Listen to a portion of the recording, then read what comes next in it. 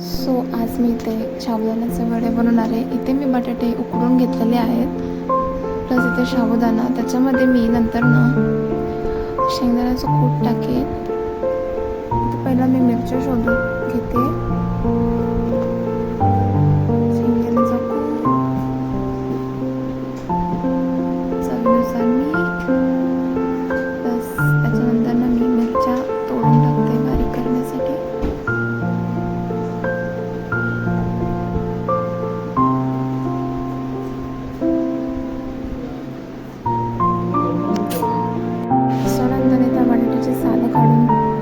Smash करून घेणार आहे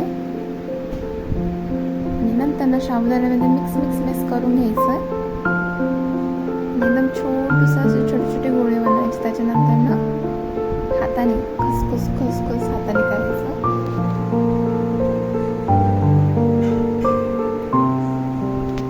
नंतर तव्यावरती फ्राय करून घ्यायचं. सो इथे मी टेस्ट करते, खूप छान लागतात.